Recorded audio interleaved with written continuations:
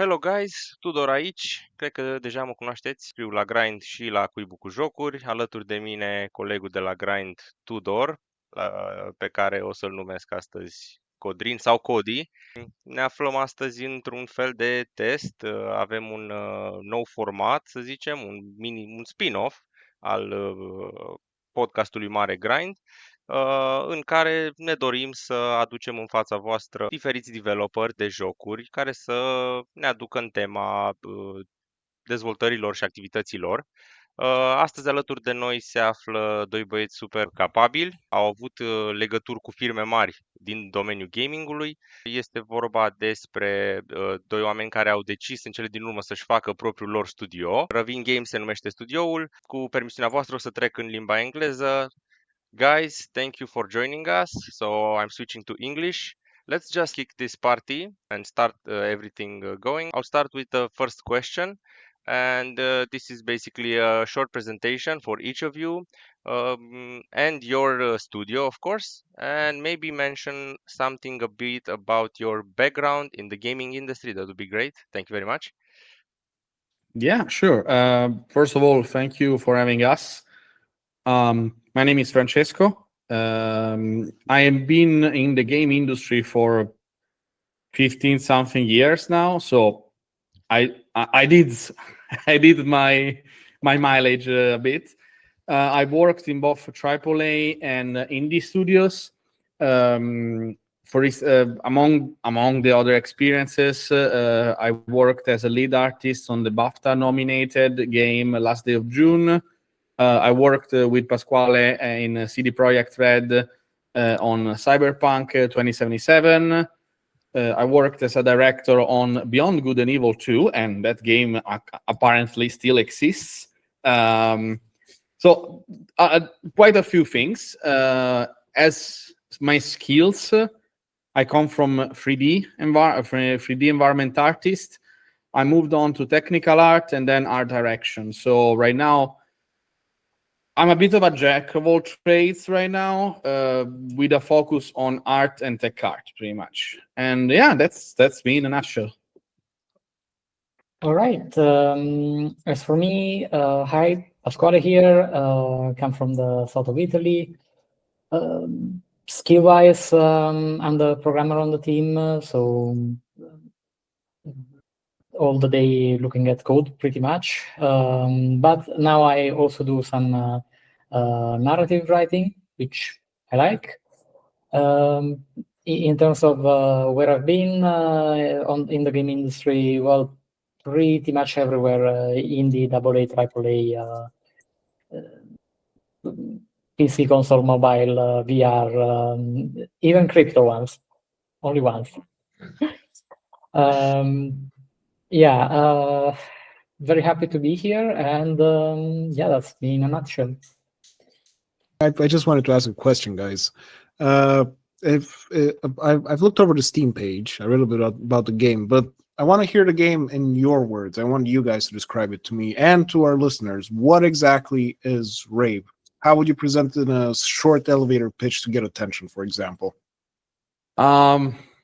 In super short, Rev may look like a city builder, but it's actually a kingdom builder. We wanted to let you go behind just making a single city, behind the confines of a single, of your city walls, and let you experience just building your own kingdom, not city by city, region by region, continent by continent, in a world that is entirely in real time, entirely simulated, and from the individual street lamp to entire armies moving across the kingdom, it's all at your fingertips. Mm-hmm. Okay. Yeah, if I had to frame it, I would say the ultimate expansion fantasy, because you start from a few citizens around the bonfire and build your way up to a continent-spanning kingdom where you can literally build everything to the last lamppost and conquer the empire. Mm-hmm. So basically, all roads lead to Rave this time? Eventually. if you do your job right. What about the name? I mean, this for me was a very interesting aspect. How did you come up with this name? It's a very simple story. At some point, we decided the game would feature foxes. What I did was pretty much I started looking up fox in different languages, and then we found Rev, written rave, which is fox in Danish. And I was like, that sounds cool. Let's go with that. Okay. Okay. It's actually pretty cool because it's, simplicity sometimes is the best, like just shutting down your PC when it doesn't work and restarting it and it's all fixed up, rather than, starting to create who knows what. So, how would you describe the experience, your players, you'd like your players to have when playing this game? You mean as your first time experience or your overall experience across the whole playthrough? Let's go Both. with first time experience, I think. And then maybe, yes, we can also go in the other direction. So the idea behind the game, I will go with the first time experience, and I will let Pasquale go over the end game. The idea is that as a player at the beginning, you should feel like the game is welcoming and accessible. So we don't want to throw a bajillion mechanics and spreadsheets at new players. The game expands in a significantly slower pace than what we showcased at Gamescom. And you take time to learn individual mechanics, to learn the intricacies and the depth of the system. So our objective here is to make a deep game with a lot of systems, but teach them to the player slowly so they can master a mechanic before we expose them to the next one. And our objective is that even if you've never played city builders or grand strategy games or 4X games, this could be an interesting entry point because it's not immediately slapping you with UIs and systems and stats everywhere. However, and Pasquale can tell you what happens if you invest time in this game. Well, once that you start reaching the end game, I'm gonna put it I'm gonna try to be non-spoilery. You start to meet the other kingdoms. There is relationships to be built with these other kingdoms, and one of them has a bit of a peculiar view on how things should go, and will use all the tools at their disposal to make so. And it's going to be up to you whether you consider them useful allies that you can take advantage of, rulers that you welcome as your overlords, or enemies to be fought to the bitter end. And there's also other kingdoms that are going to be facing a similar choice. You might decide to take their side. Going then to the actual end game, something is going to happen that will kind of decide the fate of the war. Depending on what your actions are, you basically can unlock an endless mode whose conditions are going to be heavily influenced by what you did. Of course, this is going to be our idea for the complete game. At the early access stage, not everything is going to be already there. Yeah, no, that's fair and logical. I mean, early access doesn't have everything. But I have a question from the way you both described it. I'm seeing both macro gameplay and micro gameplay, and they sort of intertwine somehow and play and affect each other, right? So, for example, let's say with one of the ravens, you're calling them, right? The little foxes. They each have their own personality and their strengths and weaknesses. For example, if I have someone who's good as a merchant, could I maybe use that person to establish that raven? Could I use them to establish some kind of mercantile relationship or trade with another kingdom? Or could I just put him on a diplomacy or general, I mean army position, for example? Yeah, there is one of the systems that will allow you to do that, actually.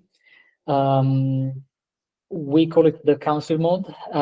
Basically, the idea is that since we want to have something that is easy to learn, hard to master, and you only focus on the tip of the pyramid while you go along, at some point you're not, most likely you're not going to be as interested in every minor event, managing the micro stuff for yourself.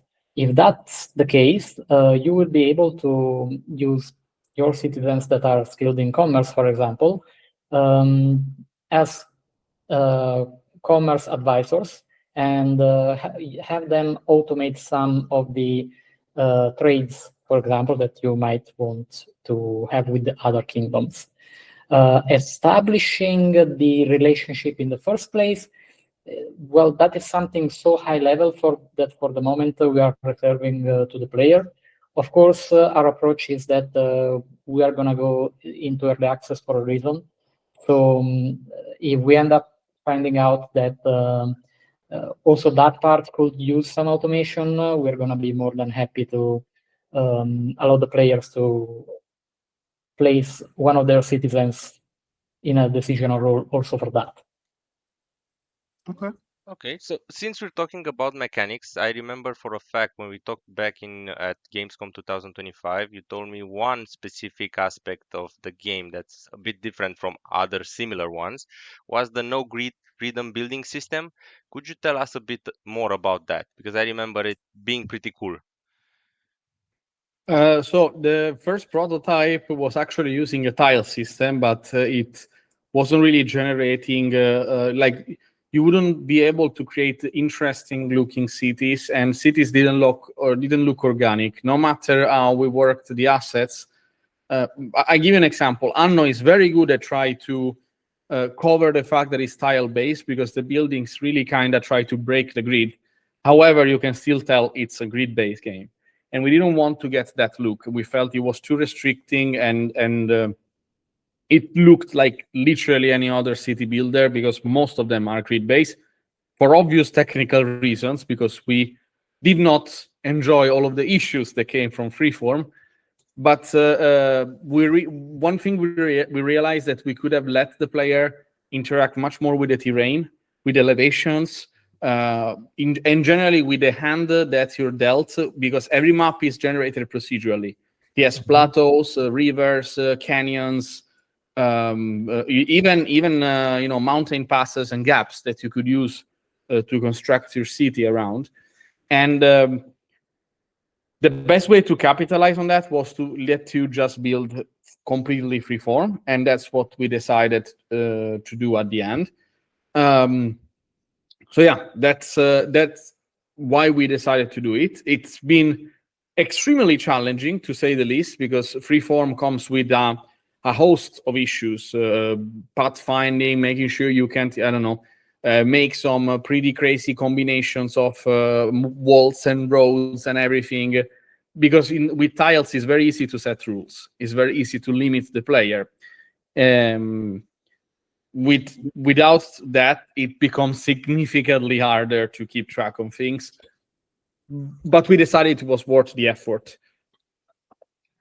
And what game engine are you using for this? Unity. Okay. Which has proven to have its challenges, so to speak. But ultimately, we know it very well, so it's pliable enough for us to build our own custom tech and get everything we need. Okay. So with the freedom that the player has, that means that the player can go into the nitty-gritty of making his own infrastructure, right? Like making his own roads. Yep. Yeah? Yeah, absolutely. The city building is completely freeform, so everything is going to be up to you, pretty much. We have a few limitations in place, because again, it gets a bit messy. Like buildings need to be connected by a road or in the proximity of a road, again, also to simplify our life with pathing. But aside from these things, we're also trying to give you additional tools. Like, for instance, you can build a lot of bridges, and we're planning, again, not sure if by early access, but we're planning also terraces and ramps. So on the long run, if you want to just remake, let's say, King's Landing, like the castle on the cliff with all the terracing and whatnot, we want the player to be able to do that. Okay. Okay. Then would you say that this is the one thing that sets Rave apart from other strategy and city builder games? Oh no, the thing that sets it apart is, at least according to me, definitely the multi-city aspect. Okay. So, for example, if you think Anno, in Anno, you can have more than one colony, but it's basically everything on the same map, and you are bound to that map. In our game, every time you found a new city, you get a new map, and it's a huge one. It's, I think, 2 kilometers by 2 kilometers. And we simulate all of the cities in real time. So you can start building something, a city, go to another one, and come back when the things are completed, for example. This also means that you can micro every city. If you want. Like if your kingdom has 10 cities and you want to go to city number 6 and just add a few street lamps because you have a lot of money to spend, you want to embellish that city, you can actually do that, or move troops and goods between cities. Actually, I would say this is baked into the game progression, because every time you conquer a new region to settle in, you have a variety of biomes, and each biome comes with a lot of different patterns when it comes to the shape of terrain, the resources you can find, the amount of resources you can find, but even the weather effects and global modifiers. So, for instance, in the savannah, water consumption is increased massively, and building wells is a bit more complex. And most of the inland, when you are in a savannah region, is no water, no food, and barely any trees. So this means that you either settle near a body of water, or you get ready to ship stuff to that city, because it's going to be difficult. However, it has greater yields with clay and other types of stone, which other regions may not do. And even between the same, like even in the same climate, you have chances of some resources appearing. So how does this work with the multi-city? Is that to progress every city, you need a trade network within your kingdom. If you need alabaster to build your palace, alabaster can only be found in a certain type of region, and it's a rare resource. Settle there, mine the alabaster, and then ship it back to the capital city. This also makes dangerous to deal with other kingdoms, because perhaps you and another faction are eyeing a region with a rare resource. Good luck. You need to either claim it or defend it from the other faction. Mm-hmm. Are resources finite by any chance, or once you get it, you just farm it? And there depends on the resource. Depends on the resource. Okay. Yeah, we have we have ways for the player to stabilize their economy and make it as circular as possible, but there will be always something more that they need until the end game to get the new level of tech, the higher tower of building, and how can I put it? Is not going to be a limit to expansion in the sense of getting stuck because you are out of wood or something like that.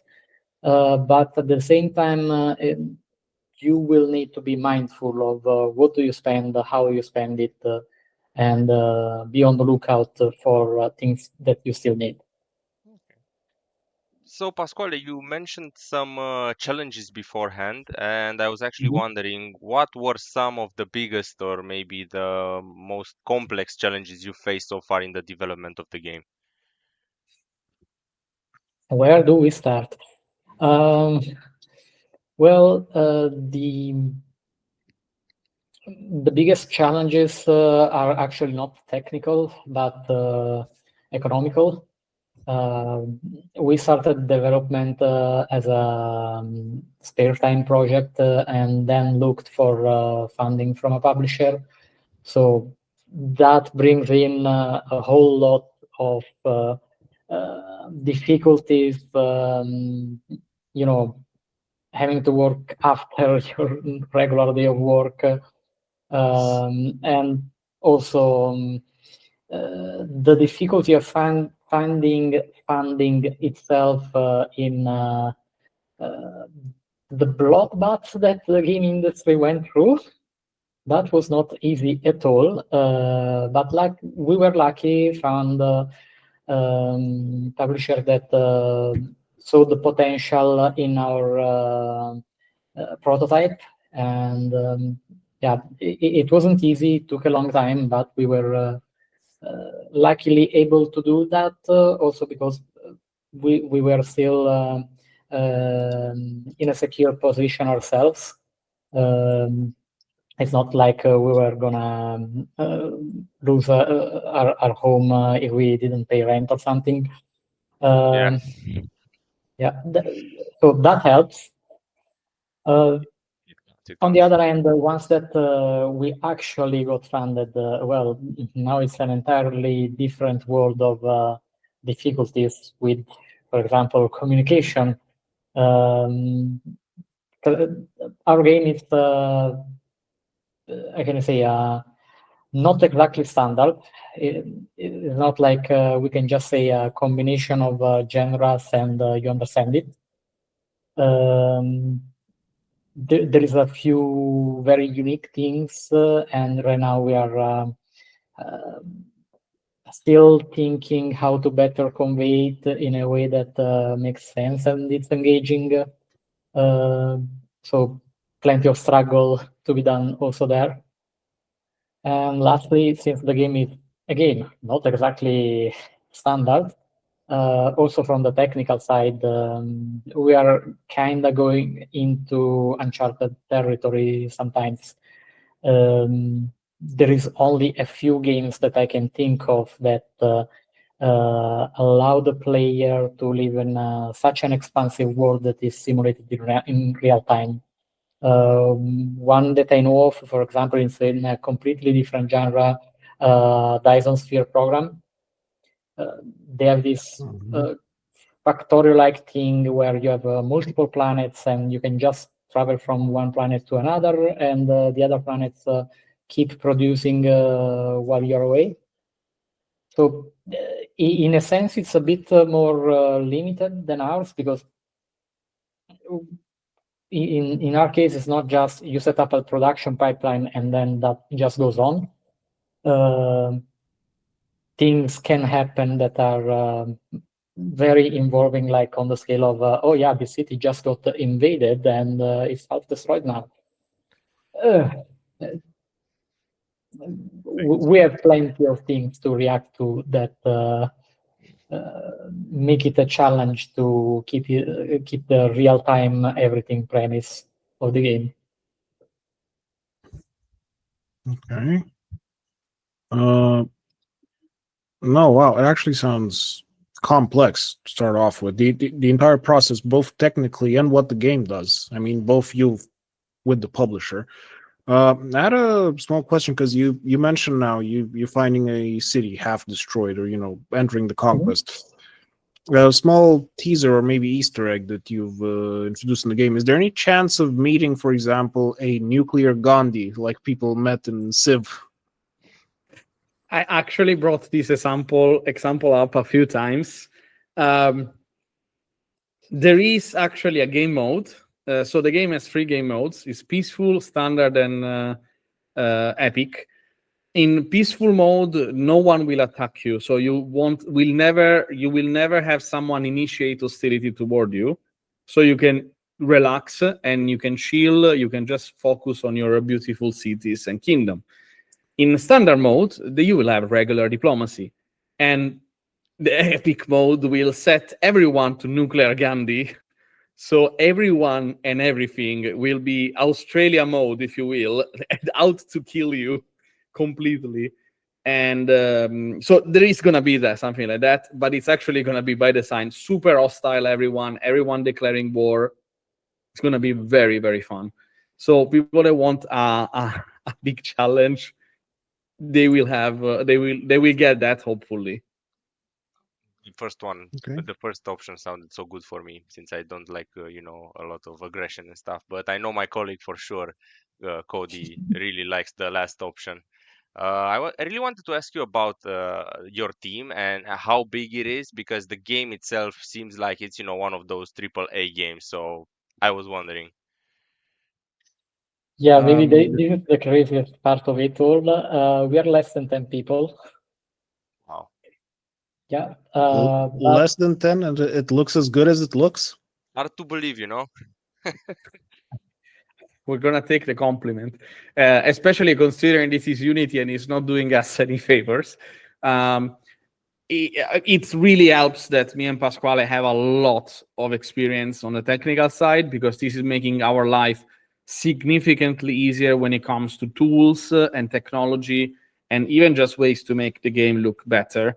Gonna be honest, I wish we could push the graphics further.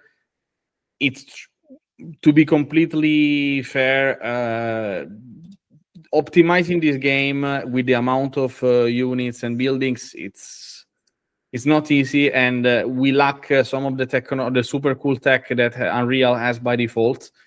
So we're kind of regretting choosing Unity on the artistic side, but it's also true that on the technical side, we have more experience.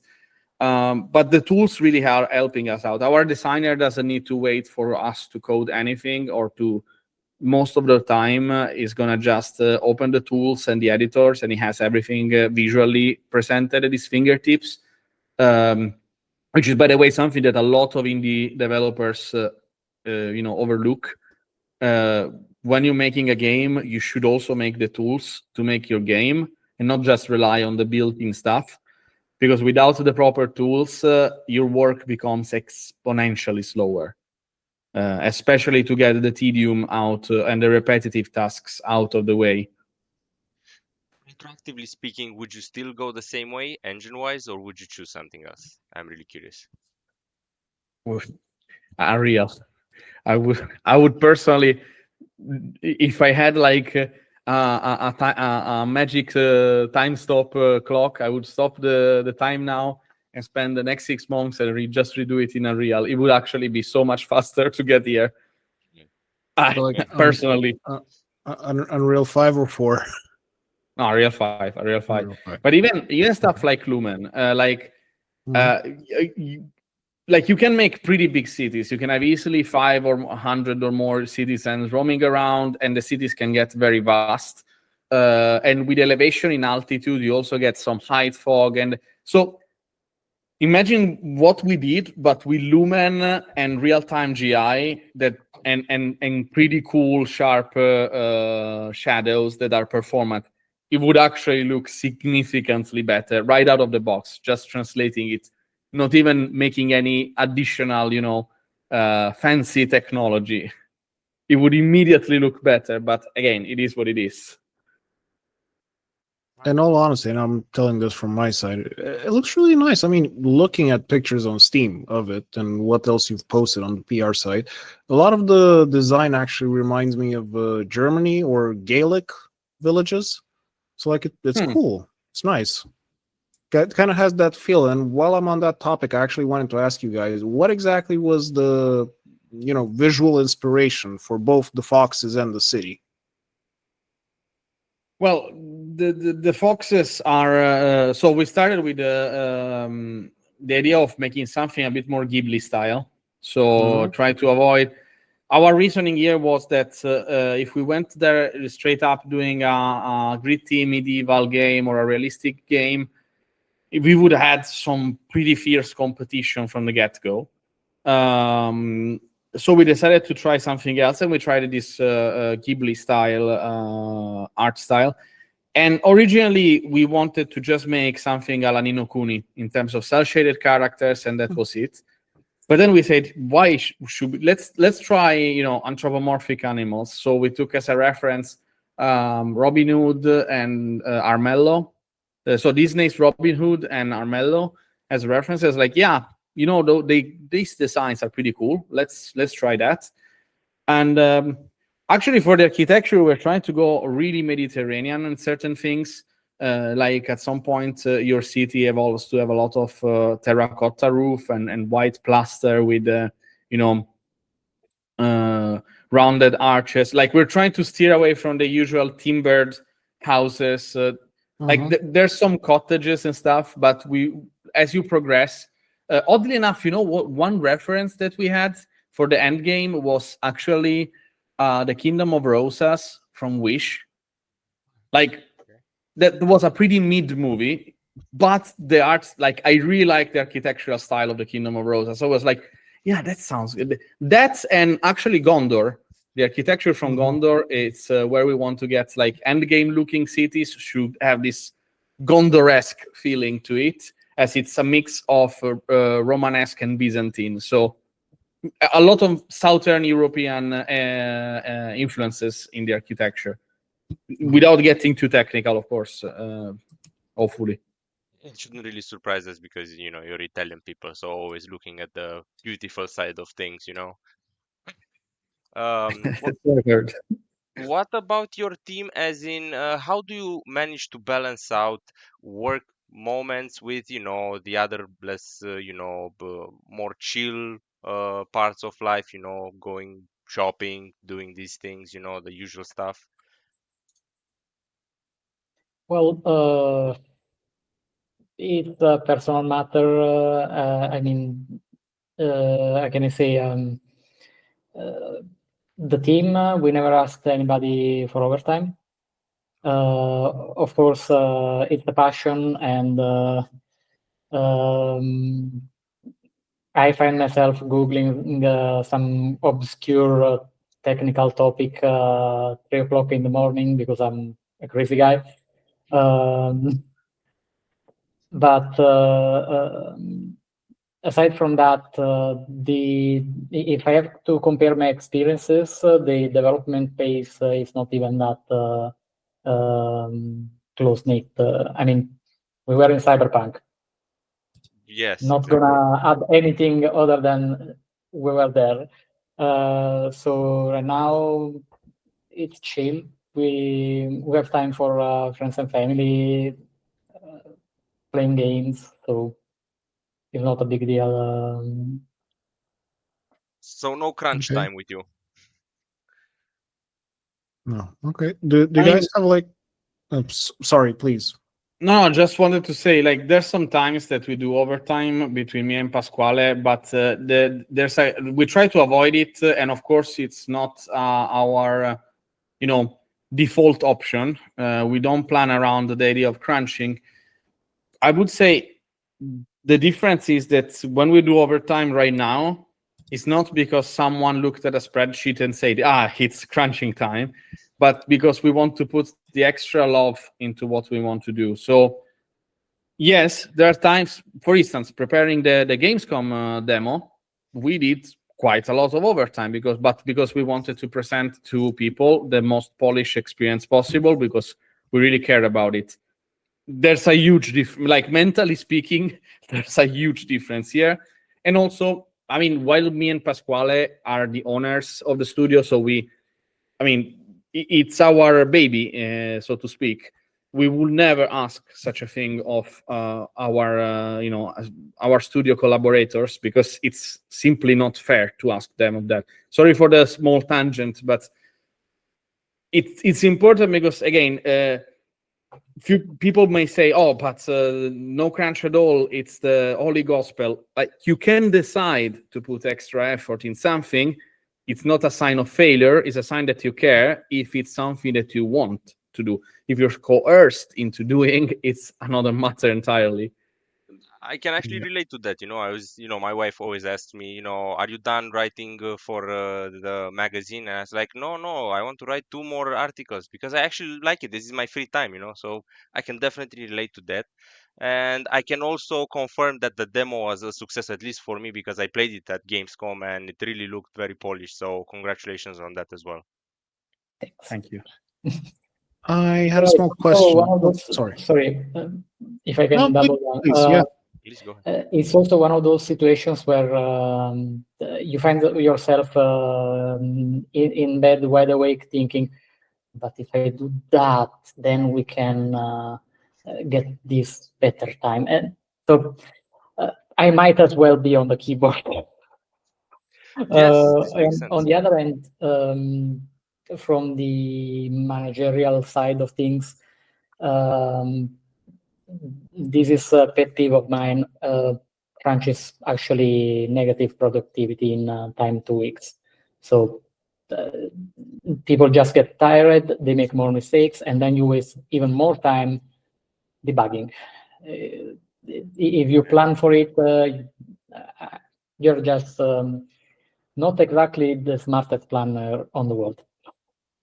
And I'm thinking also about the love you have for the game. So, for example, if you continue to work on something, but it's not because of your own volition, you end up hating that project, and that doesn't really do you good because you're supposed to have fun in the moment.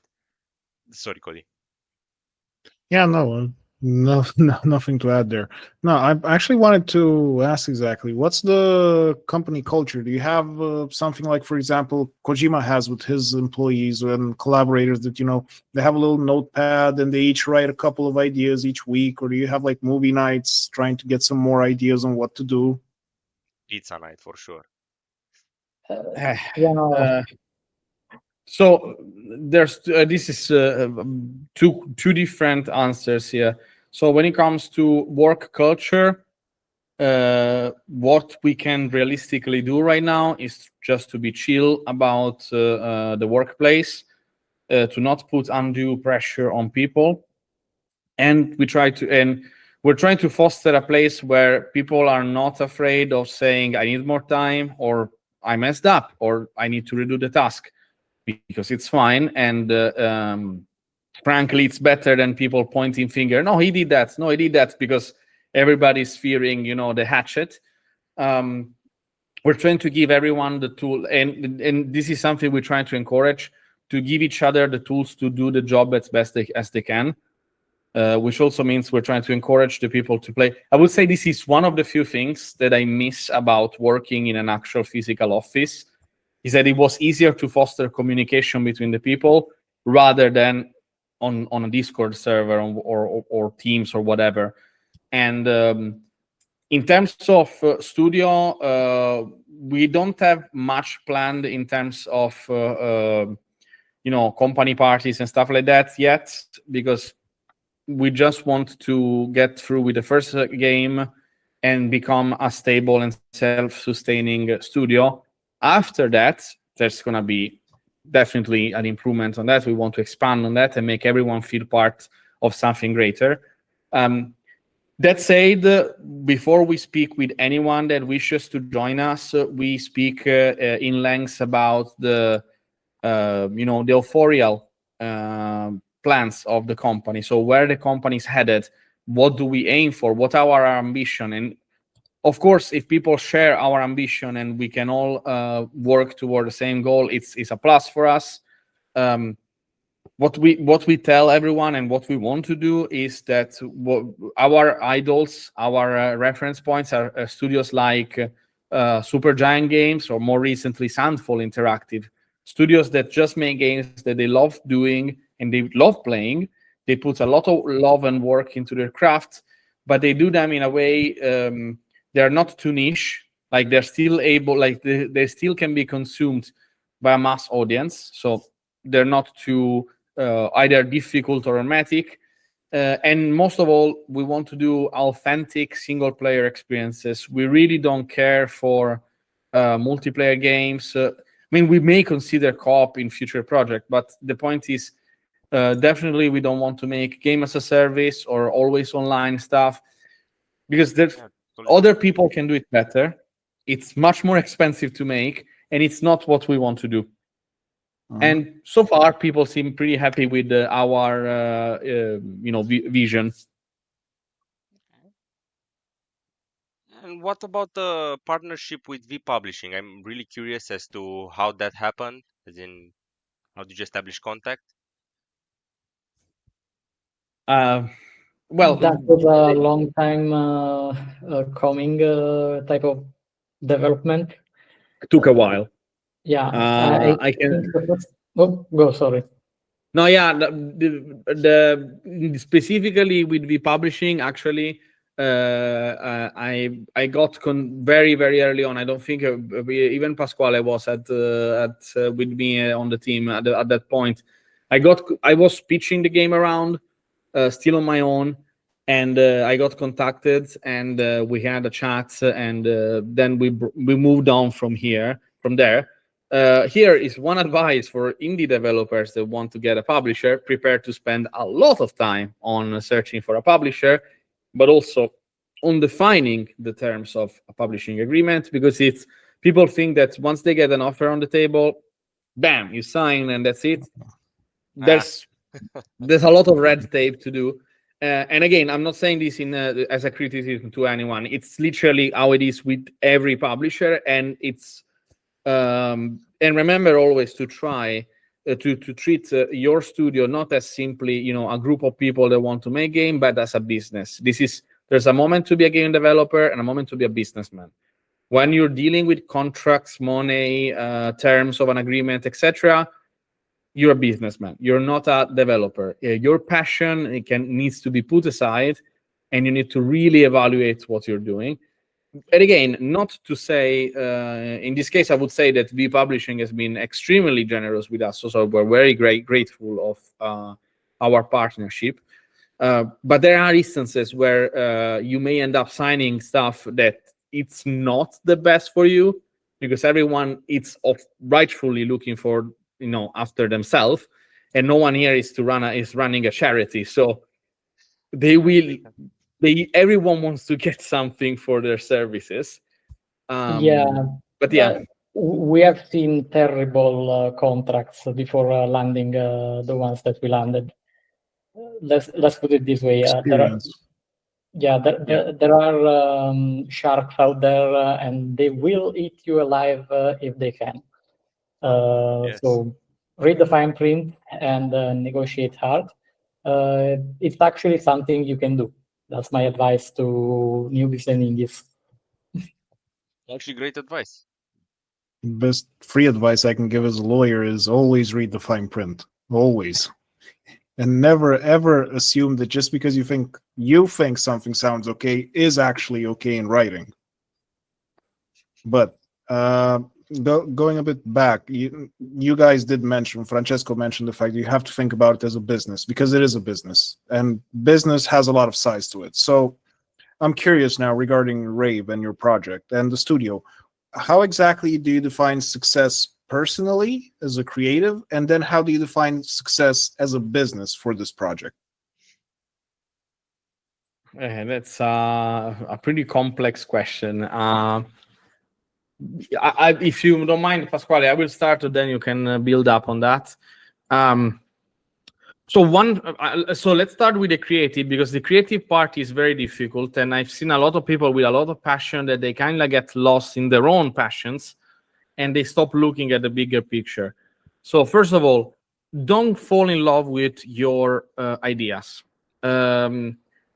Today, usually I would have said idea guys are a dime a dozen. Right now, you can literally ask ChatGPT to spit out 1,000 super cool game ideas, and out of that 1,000 garbage answer, there's going to be at least 10, 15 decent ideas.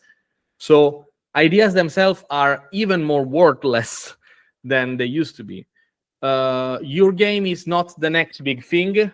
Even the next big things are not planned to be the next big thing. Like the example of Sandfall is super inspiring to me, because it's people that did not plan that, did not anticipate that. It was just lightning in a bottle and a lot of passion. but no one during the process said, oh, this is going to be 1 million copies, because this is something you cannot simply replicate on command. So this means be critical of your idea. When someone is asking you a question and you're struggling to answer, don't dismiss, don't do hand waving. I've seen people say, oh, you will understand, it's the execution that matters. True, execution is a factor. Again, you take Clair Obscur, if it was done in a very bad way, it wouldn't have been a successful game, but the idea needs to be sound. Like, you need to be able to sell the idea easily. And the other thing is, don't be afraid to reconsider your path as a creative. You don't need to double down on all of your ideas, and not always your first gut instinct is going to serve you well. Sometimes you're going to wake up and say, you know what, I should have done another thing. And it's absolutely fine. I'm not saying you should always second guess everything, because then it becomes the other thing. You have a project that flip-flops everywhere.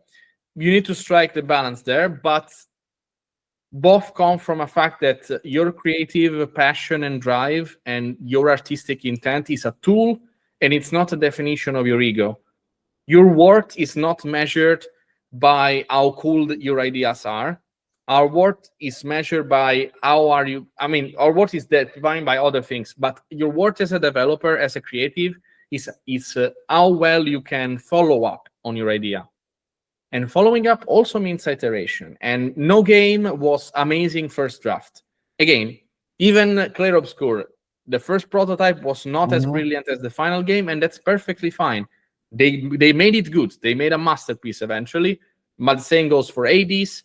I mean, Supergiant Games made 2 massive flops before Hades. They made Bastion. It was a masterpiece. They made another 2 games that went eh. And then they made Hades, which was another masterpiece. Pyre and Transistor, they did not go well.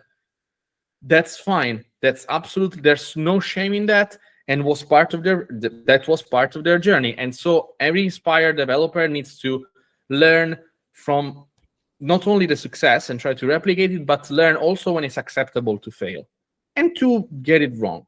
And for me, that's the major thing, because the main issues that I found with creatives and with creative elements in my career, but even myself, I made a lot of these mistakes, was people doubling down and getting enamored with their idea. Like, their idea was just so cool. You don't get it, man. You don't get it, bro. It's just a good idea. That's like, usually that means your project is doomed. When you hear that sentence, the project is doomed. It's not gonna happen. And again, that's all of it's very broad, I am aware, but I think that's as specific as it can be with being a creative. Well, Pasquale, I don't know if you want to add something on that aspect. Actually, that translates very well also on the technical side. The not getting fixated with an idea. Many times the best plan is not the best plan. Sometimes the plan that you can do is the best plan. There is a fine balance that you need to always look for between how great of a code you want to write, how perfect of a system you want to build, and the need to make it in time and to change it again and again and again. If your mindset it's I must build it to last forever, maybe that's good for some industries, definitely not for game development, because in game development you need to be able to change things completely, because somebody just found out, hey, this is not fun enough. And there's no way to tell it in advance. You can only try it, see how it feels, and go back on it over and over again. If you're lucky enough to have budgeted the time to do it, then you're in a safe spot. So also on the technical side, it's sometimes it's better to write something flexible that rather than something indestructible, so to speak. I totally agree with that, and I was thinking that what Francesco was saying, you could actually extract that and then apply it to a lot of other domains. I'm a writer, and I find your words inspiring in the sense that, sometimes I write stuff that I don't like, and I'm saying, okay, I go through one draft, two drafts, and the third draft starts making sense to me. So, actually, congrats on that. I think if people are watching beyond the gaming aspect of things, I think you can apply this to your life, and it will make much more sense. So I was actually curious, since you were at Gamescom, and then I'm pretty sure other people outside of Gamescom got to try your game or at least heard about it. What was some of the funnier feedback you got from people? Like, something that really made you laugh. One that generally made me a bit make me feel awkward was when people complimented the game in a insane degree. There's a few people that just drop the bombs like it's gonna be bigger than Amno, which no spoiler is not, but that was nice. Or this is the next Manor Lords, which again I don't think it's the case, but thank you very much. So that was super interesting to see some people that get insanely excited about your game and just go overboard with compliments that are impossibly good, and that was size wise. If we compare map sizes, I mean, never say never. Bigger, bigger map size, but I would say there's been a few comments that were a bit odd. Like every now and then there's someone that complains about the top-down camera, while we literally put a pop-up saying you can orbit the camera with these controls. And they may not be the most intuitive, but it was always so funny when people say, oh, I just wish the camera was not top-down. And I was like, just take the mouse and rotate the camera. I was like, oh my God, that's amazing. It's like, yeah, you can rotate the camera. And that happened a lot. Even with a publisher, like one of the publisher, we were making pros and cons of at least one. I remember at least one that it was by evaluating the pitch, and it's like pros and cons, and in the cons it was like top-down camera is very limiting. I was like, what are you talking about? Did you play the game? Sure. Yeah, did you, we put a pop-up after that? We just put a pop-up. I was like, okay, we need to explain to it, and it still it wasn't enough. So we probably need to change the control scheme because it's a few people still don't get it. But that to me has always been funny. Right now, I'm still hunting from these kind of comments. You can make the pop-up bigger, maybe that makes sense. maybe add a small tutorial demonstration of how the camera pans, and you can also do this by clicking this. Yeah, we need to probably get a bit more extreme at some point.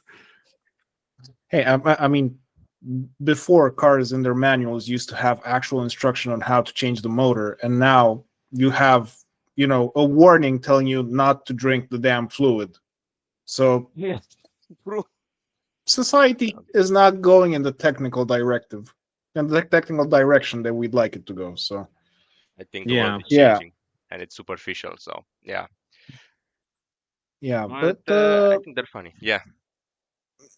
On that one, I kinda like the answer that at some point Will Smith gave about his own song. Oh yeah. The real difference is when we were teenagers, we were stupid, but in private. Yeah, in private. Now people, it's stupid very publicly. And I think that the people drinking the motor fluid were already there. We just didn't notice because they were dying somewhere in a rural area, and nobody heard about it. Hey, they had to put actual instructions back in the 80s, I think, on freaking microwaves. Don't put your baby in it. So I would still What do like you mean? It gets warm, no? we Yeah, live in the no. world where you have the bag of peanuts with written the label may contain peanuts because people actually Yes. sued Well, over yes. a bag Yeah. of peanuts in fact containing peanuts and not warning about it. So Yes, but there is actually, from a legal standpoint, the need to point that out. That one, but two, don't forget that what was it? The filet fish from McDonald's doesn't actually contain fish. yes. Yeah. Was it So- also the tuna from Subway as well? I remember they demonstrated something. I remember that the bread from Subway, it's actually considered cake in Europe because of the sugar levels. Yeah, and the Pringles aren't actually potatoes. Oh yes, Yeah. they are amazing, but they're whatever they are an ungodly abomination created by mankind. I don't know. horrors beyond human understanding. I mean, sweet bread for me Yeah. doesn't make sense anyway. So it should be a dessert, not be a sandwich. So Yes, But, that's one thing. That's one thing I miss from Bordeaux, living in France, was freshly. I'm not even joking. Freshly Baked baguette with Right. salami inside or anything. Even on its own, like you just take it still warm out of it. It was so good. I get now the obsession with baguette. I was like, oh my god, yes. You need to come over here. We take our bread very seriously. There's no We- meal you can eat without bread here. We do. It's a crime against do. humanity if you eat it without bread. But Yes. coming back to the game itself, I would have liked to know what your opinion is on these new ideas that even Elon Musk, the guru, has put out, that maybe you can create games fully made with AI, and still have the success and the passion that you guys, for example, have in putting in your game. Yeah, all of the passion that AI can put in a game. I mean, I think me and Pasquale have slightly different views. Mine are a bit more Luddite because I have more of a sitting hatred toward AI in general. I do Okay. understand it can be an accelerator, and I love procedural work and tools. So as an accelerator, it makes great sense. Me and Pasquale actually do use Copilot to help us code and to review issues with the code. Like we do have practical uses. Replacing artists with AI and I'm not a fan. It's super cringy to me. And studios and companies are already backpedaling. Just look at Duolingo. Duolingo is like, wait, guys, please. No, we're not firing anyone. But there's been quite a few of those, and I'm still waiting to see an actual auto-sufficient robot that is not piloted by someone behind a curtain, which is still not the case. And you know what I'm referring about if you're following that scene. But generally, like this obsession, again, I will let Pasquale iterate because it's more on top of that. To me, on a creative and artistic standpoint, this obsession with AI,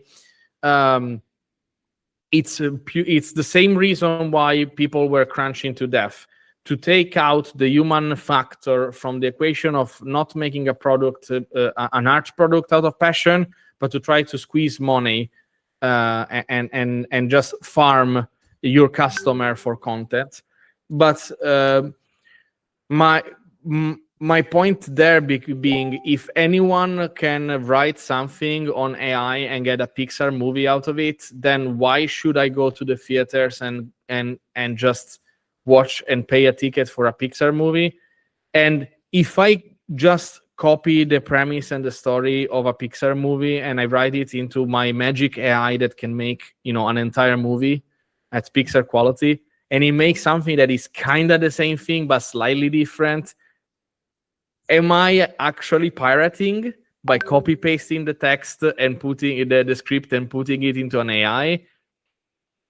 I think that when we enter into that slippery territory, I'm sure that AI is gonna get regulated into oblivion very soon, as soon as it starts, hurting the bottom line of the big corporations. So they have been already sued for that.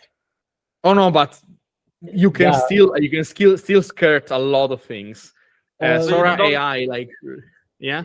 You don't think machines will take over? You're on the side of humans will prevail.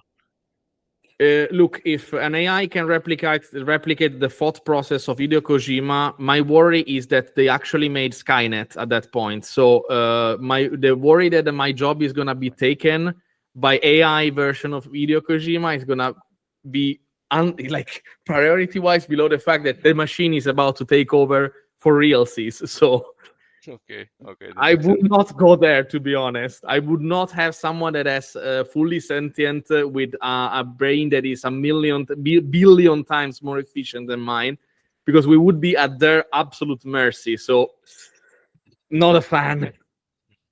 We actually did have a couple of discussions at Grind and with some other reviewers from Romania regarding AI and how it's being used, and we were laughing because creatively, if you ask AI to write something, it looks nice, it sounds nice, because when you're reading it, you're in the thought process, you're going through it fast. It sounds as it should, but then if you actually stop, read it, think about it, you start seeing all kind of weird things that don't make sense. It looks good, it looks nice visually, but it's not really logical. So that's kind of where it stops. Yeah, actually, you tell me how much time you want me to talk about it, because I actually majored in not exactly this type of AI, but AI in general. So I can talk about it for hours at end. But to give the long story short, I'm not really concerned about the rogue AI scenario, because I know the type of machinery behind an LLM, and that sort of stuff. It's cool. The scientists that are working with this type of AI know exactly what to look out for and which guards to put in place. It's a known problem, a known risk, and there are kind of known solutions that are being studied and developed. So by the time that this type of AI has actual control on things, I don't think that anybody will be caught by surprise and put risky things into the hands of this type of AI. What instead really scares me is the fact that the same guys that gave us the child labor laws returning to the to non-existence and are trying to deregulate everything for extra profit are the ones that are going to control it. Right. So in that case, you have the full power of AI perfectly controlled by the worst people. That is what scares me the most. If we need to talk about the uber dangers that are out there. In terms of creativity, the current paradigm, I like to explain it into words like, when you have your cell phone, you have the keyboard that suggests the next word. That it's actually the type of operation that these LLMs do. They are just so much better at it. The problem is that just in the same way that the keyboard is not able to construct coherent sentences for long, the AIs are just a little bit better on the scale, but then you have the problems that you were noticing. That for a while things seem nice, but then you do the longer level connections and they're just not there. The level of progress you can make with that is also extremely limited, because at this point we already gave to AI training literally everything humanity ever produced that has been already transformed in digital format that they can study. So by this point forward, to progress with the same technique, we will need something like orders of magnitude more text, and you will need several millennia for humanity to produce that text on their own. And if you try to feed it things that other AIs wrote, it just accumulates errors, let's call it like this, or deviation from what our ideal result will be. So it becomes basically worse and worse and worse the more AI content you feed it. So with the approaches that they have right now, it's never gonna be able to replace a human in higher cognitive capacities. It's gonna be able to replace, I don't know, phone assistant that only needs to give you some super basic directions from a script anyway. For that, sure, if you don't care that it's very easy for the LLM to give a wrong answer every now and then, and if you don't care that malicious actors can actually kind of hack it into saying things that maybe you don't want it to say. Wow, you're so on one knowledgeable. hand, Like Sorry? how they. You're so knowledgeable, you know. Where did you study? I did computer science at the University in Naples, Federico II. Oh, okay. Forza Napoli. Yeah. I lived in Uh, Naples for 3 years. For me, it's like second home. Guys, so as we're reaching a close on our meet, which was actually very knowledgeable and it really went in very many ways. It went better than I expected, to be honest. I wanted to ask you, like, finally, where do you see Ravine Games in maybe 3, 4, 5 years, and also your game, of course, Rev? Okay, good question. Hopefully, we're gonna be thanking everyone at the Video Game Award for Game of the Year. I don't think Yes. that's gonna happen. In bocca al lupo No. for this. But jokes aside, I think that the realistic objective for us right now is to make Rev. We hope it goes well. We plan on building a community over time during the early access period, and help with the community. With the help of the community, want to expand the game into something as amazing as possible. We hope that this is enough to make the studio sustainable, and then we're gonna move on to other projects. It's not necessarily gonna be other strategy games, perhaps not. Let's see what we like. I would personally at some point love to make an RPG game, but let's see. I agree. And yeah, I think that the most realistic objective in 5 years is to still be open as a studio and still have a healthy team working on games that we like, and without having to worry too much about the future. I think that would be already a big win for us, all in all. And if you want, maybe one message, send to our viewers, from Grind Magazine, whatever you think is best. Buy our game. Jokes That's aside, I really hope you found this informative, and if there's some information that has been helpful, we're very glad. And lastly, maybe a release date for the game, or like this short information, so that we can get people interested. Too early for that, sorry. Yeah. We only know it's gonna happen early next year, but more precise than that, we can tell ourselves. We ourselves don't know yet. Okay. On behalf of the Grind team, I really want to thank you for taking the time to explain all of this to us. This was very informative. I actually hope we can maybe see each other after you release the game, and share some thoughts on the process that involved releasing and all that stuff. And I want to thank Codrin as well for joining me on this. And I Yep. guess buona fortuna, guys. Grazie. Okay. Grazie as well. Have a nice day. Thank you. You too. Bye. Bye.